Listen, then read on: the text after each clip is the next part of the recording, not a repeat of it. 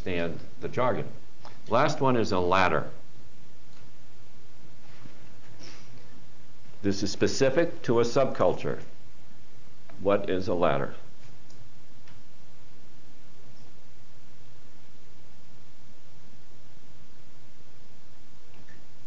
You afraid to step out? In this class, one of our basic assumptions is that you can reach out. Something you climb? Ladder you climb? No. Is it like a hierarchy? Say it again. Like a hierarchy? Hierarchy? No.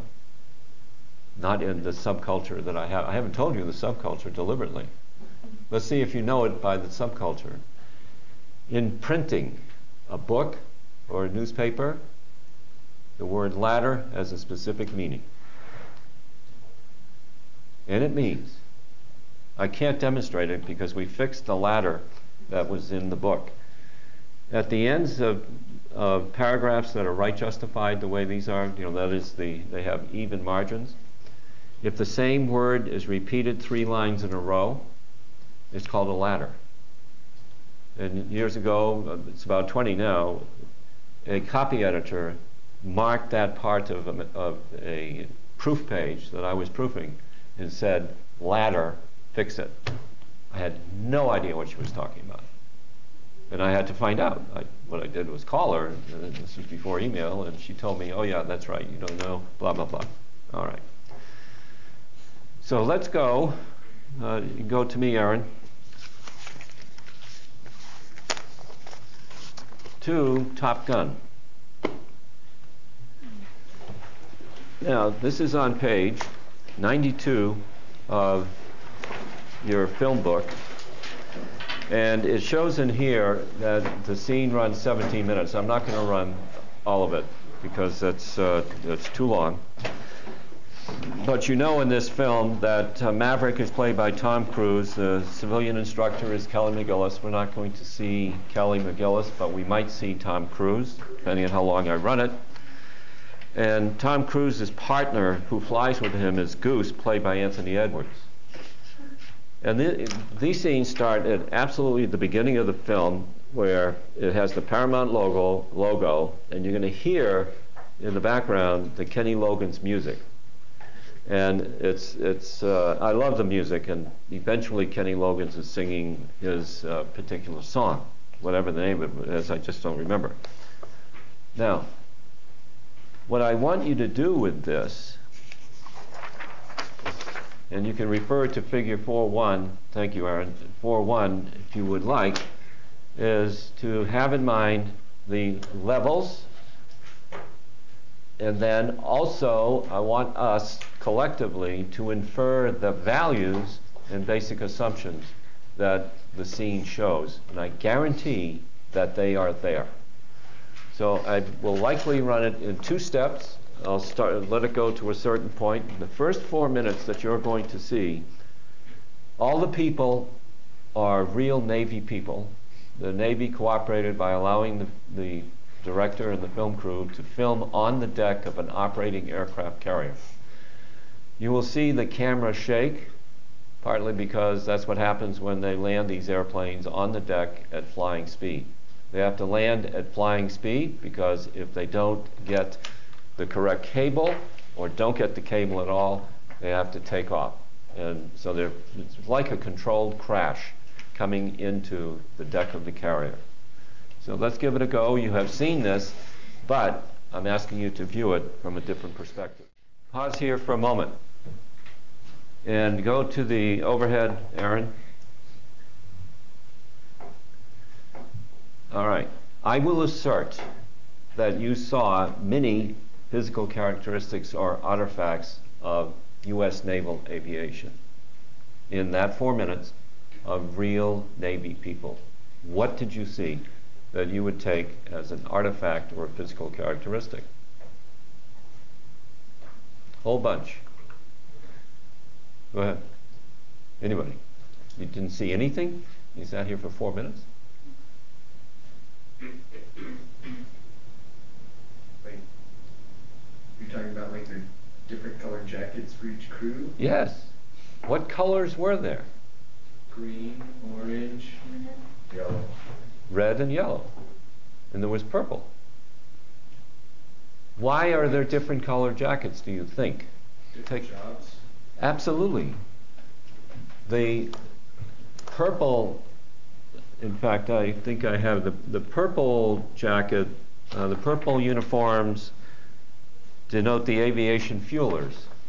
It would be nice to know that the person wearing a purple jacket is working with aviation fuel, which is highly flammable, if not explosive. It was nice to know that if you're doing something else. The red uniforms denote some dangerous functions that could go on. Did you also notice, there's many more. I want to push you on this because this is important in learning how to do a culture diagnosis. Many other artifacts appeared in that scene. Go ahead. Could the hand signals be like a jargon, kind of? Okay, it's a nonverbal jargon. You have to know what the hand signal means, and it's unique to that culture. When the fellow is doing this, the pilot is way up high in the cockpit. And the pilot, it's a good idea for the pilot to know that they're going to sling the catapult so that he's ready. Or she now. There's women that are flying some of these airplanes. So he signals like this to denote to the pilot that it's not ready yet, but when they puts his hand down, then the pilot knows. And the pilot has to have the engines at full throttle. Did you notice that the engines went to full throttle? Beautiful rear shot. Did it look like it was a wee bit hot back there? It's like 100 feet behind the exhaust, it's over 500 degrees Fahrenheit and maybe hotter. So it's kind of a good idea to not toast your marshmallows this afternoon with the exhaust of a jet fighter. Now, I'm going to play it a little bit further. And here, did you see, thank you, Aaron, did you see any evidence of values? What's important? They were doing a lot of safety checks at the beginning. Like all the guys in the green jackets were like going over the entire plane, like just touching it, physically checking everything to make sure it was okay. And the guys were checking the little catapults while they were walking the planes up. Actually, you could see the fellow when the catapult, he was hunkered down and he had his hand on the catapult. And as the plane was moved back to launch position, the catapult is stringing out. And he's, in a sense, making sure that the catapult is connected to the nose wheel. It's kind of a good idea for it to be fully connected if you're going to launch the airplane. Others, what's important to the deck crew at all ranks? Safety. What is the evidence? You are correct, but what is the evidence?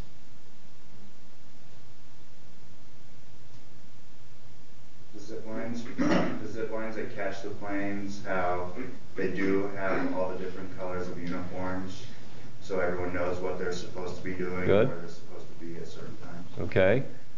Now, there's some indirect evidence. And this is where, when you're looking at an organizational culture, everything counts. Here are two pieces.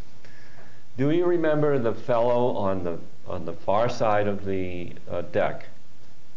I don't remember the color. It was a yellow jacket, and he had on the helmet and the ear things, and he did like a little dance. Okay. I interpret that as great, another safe landing. That guy, by the way, is from Albuquerque, New Mexico. His brother was in this class about 5 years ago, so he told us all about it.